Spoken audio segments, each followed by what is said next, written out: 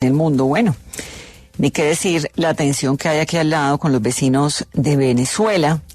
Al otro lado del mundo, Israel atacó en Doha a una delegación negociadora de Hamás reunida para discutir una propuesta de Estados Unidos de alto al fuego en la Franja de Gaza. Hoy hay reunión del Consejo de Seguridad de la ONU en Nueva York en una sesión de emergencia para tratar ese ataque en territorio de Qatar. Qatar, para que entendamos, viene siendo pues como la Suiza de Medio Oriente, ¿no? Un país en el que incluso los enemigos pueden llegar a acuerdos, por eso esa inquietud tan grande. De otro lado, en la madrugada de esta mañana, aviones de Polonia y otros socios de la Alianza Atlántica de la OTAN derribaron drones rusos sobre el espacio aéreo de Polonia.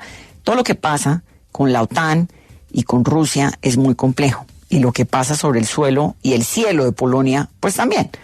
Aquí vale la pena recordar que lo que termina desencajando la Segunda Guerra Mundial fue precisamente la invasión de Alemania a Polonia. Están pasando muchas cosas, como lo digo, y por eso, para entender un poco el mundo, si es que se puede entender, me gusta hablar con el profesor Carlos Alberto Patiño, que sabemos es profesor titular del Instituto de Estudios Políticos y Relaciones Internacionales de la Universidad Nacional. Me da gusto tenerlo, profesor. Bienvenido. Hola, Vanessa. Buenos días. Tal vez quisiera comenzar por el episodio de Polonia. ¿Qué tan grave es? Digamos, no hay confirmación, por lo que entiendo, de si esos drones salieron de Rusia o no. Lo que sí es que son rusos, ¿cierto? Y que llegan a cielo polaco y que los terminan derribando. ¿Qué tan grave es ese episodio? Es realmente muy grave. Es realmente la demostración de que Rusia no se va a detener en Ucrania. Rusia no va a confirmar ni va a negar que haya sido intencional o no. El hecho es que llegan hasta el territorio de Polonia, que es territorio de la OTAN, que además en este caso hay que recordar que Bielorrusia actúa de facto como un estado federado de la Federación Rusa y que Bielorrusia ha sido parte beligerante desde el comienzo de la guerra contra Ucrania en 2022 de manera permanente y que Bielorrusia juega un papel absolutamente clave.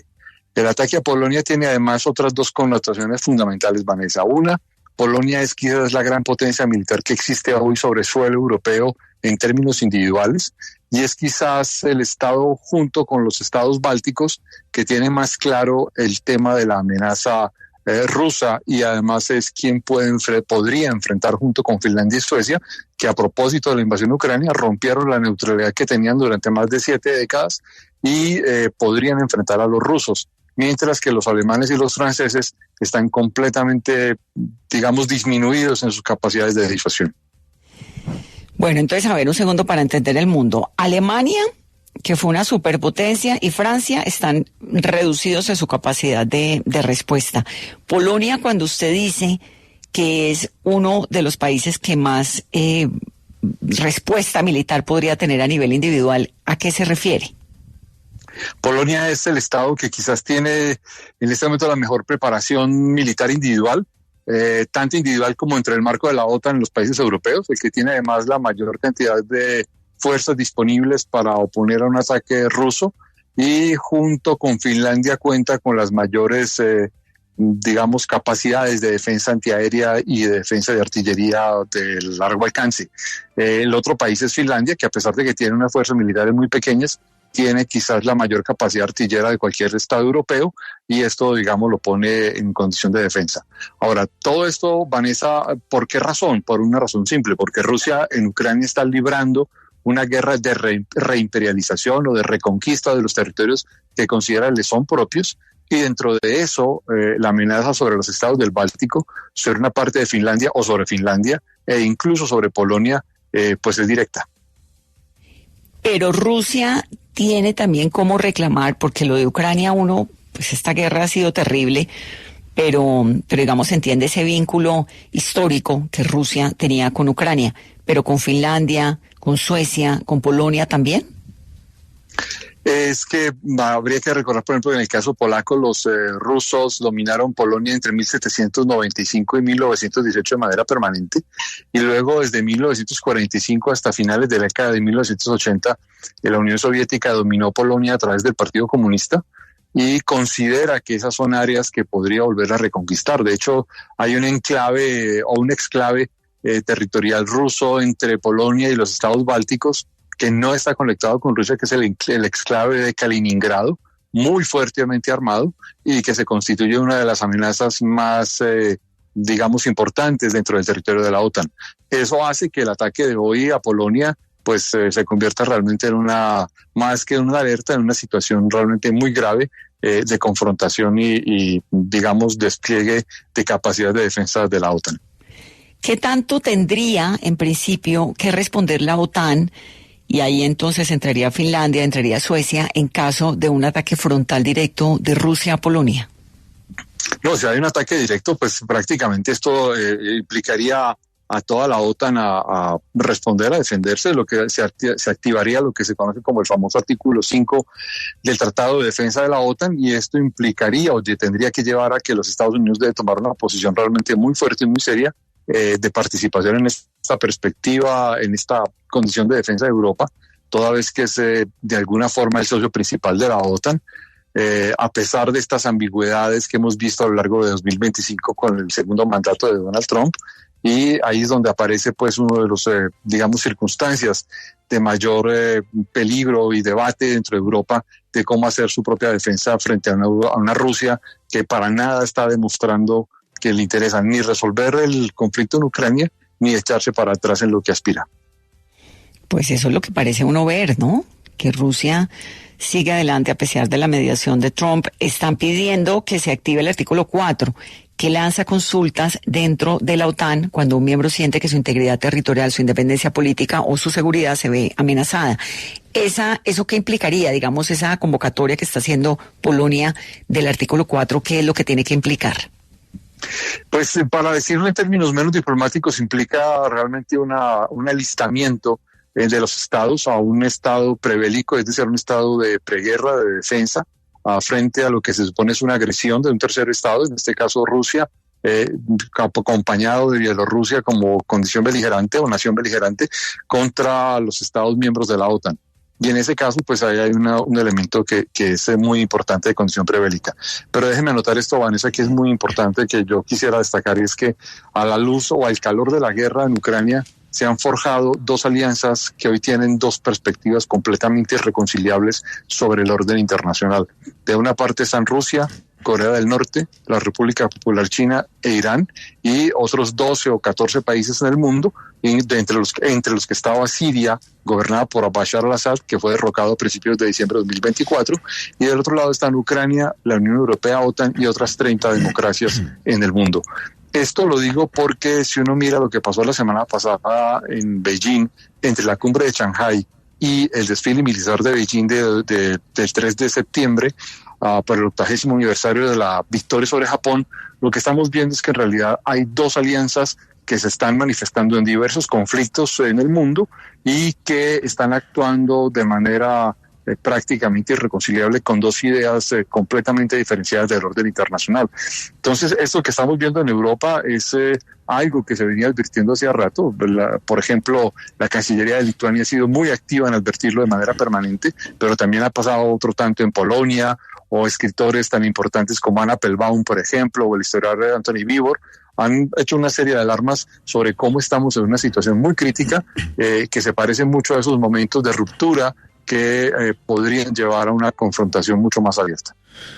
Profesor, esas alianzas irreconciliables que usted menciona y los ataques que se han dado en esta semana hacen imposible una negociación, tanto en lo que está pasando en Medio Oriente con el ataque que se dio en Doha, como lo que pasó ahora con estos drones en Polonia. Teníamos negociaciones en Doha, en Qatar se estaban presentando las negociaciones que se dieron hace poco, los intentos de Estados Unidos con Rusia y Ucrania. Con lo que pasó esta semana, ¿esas negociaciones quedaron fuera o digamos que están Rusia e Israel poniendo fuerza para esas negociaciones? Están poniendo fuerza, las negociaciones prácticamente, digamos, no están marchando hacia ninguna parte. En el caso de Medio Oriente, también muy conectado, aunque es un conflicto mucho anterior, mucho desde mayor trayectoria anterior a la guerra en Ucrania, también tiene que ver con esta guerra, porque cuando se produce el brutal ataque terrorista de Hamas contra Israel, que además le otorga a Israel el derecho a defenderse, luego Israel descubre, y esto, digamos, el gobierno de Biden lo expresa con claridad, Israel descubre que tiene la oportunidad única de irse no solo contra Hamas, sino contra todo el eje de la resistencia de Irán, contra Irán, que es lo que lleva además incluso hasta el involucramiento de Estados Unidos en este año en el bombardeo de Irán. Y en ese contexto, para Israel es una oportunidad única de evitar llegar a algún acuerdo y obviamente romper cualquier condición de lo que se parecía, por un lado, a Hamas y al eje de la resistencia de Irán y a Irán mismo, pero en este contexto Israel está aprovechando al máximo cualquier posibilidad de evitar, digamos, un acuerdo de normalización. El asunto es que puede que desde la perspectiva de Netanyahu eso tenga sentido, pero en realidad desde la perspectiva de los países árabes esto tiende a volverse cada vez más complejo. Lo que pasó en Polonia puede acercar a Donald Trump a la Unión Europea. Hemos visto, y a la OTAN, hemos visto los reclamos por el presupuesto de defensa que se dio, el compromiso de los países europeos con la OTAN de crecer en ese presupuesto, pero hemos visto también que se miran con recelo y que el apoyo no ha sido incondicional. ¿Esto puede acercar más a Estados Unidos y al presidente Trump a la Unión Europea y a la OTAN? Pues uno diría que sí, Pascual, que ese debería ser el asunto. Lo que pasa es que hemos visto que Donald Trump es bastante ambiguo y algunos dirían incluso errático, y se siente una mayor inclinación, por ejemplo, por acercarse a personajes como Putin o Kim Jong-un. De hecho, de nuevo, la semana pasada fue muy revelador de la manera en que reaccionó frente a las diversas cumbres que se dieron entre Tianjin y Beijing.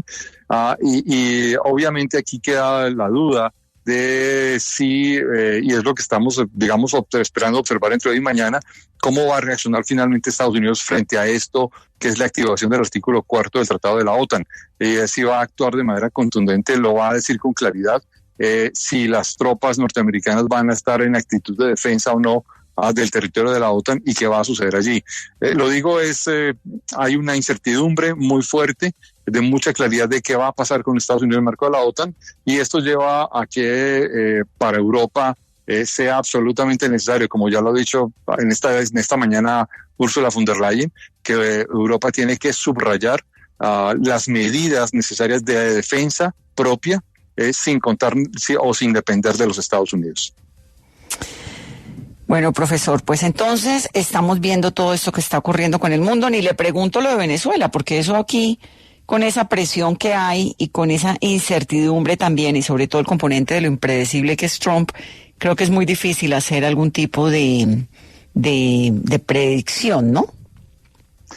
Lo de Venezuela es también parte de este, digamos, entorno de disputa. Habría que recordar que Venezuela, desde que Vladimir Putin llegó al poder, hace parte del triángulo estratégico de proyección global de Rusia junto con Nicaragua y Cuba.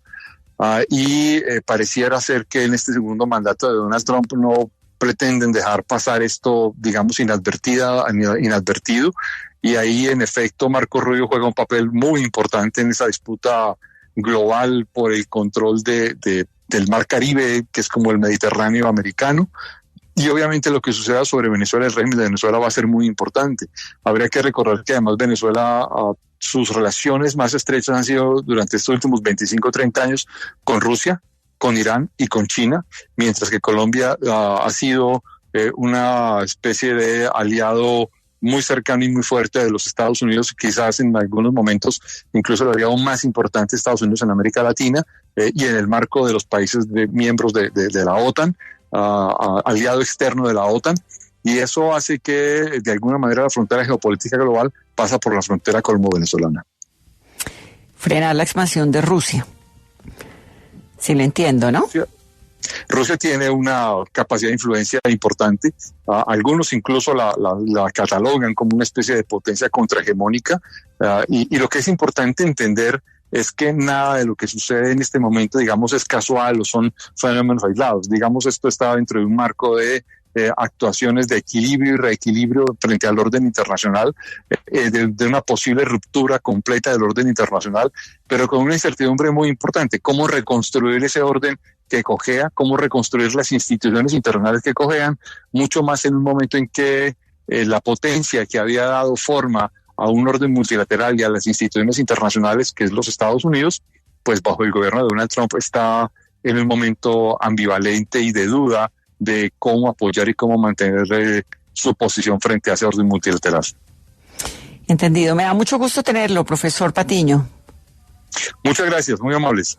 Un saludo grande. Es Carlos Alberto Patiño, que es profesor de Relaciones Internacionales de la Nacional. Estamos como en la Guerra Fría, Pascual.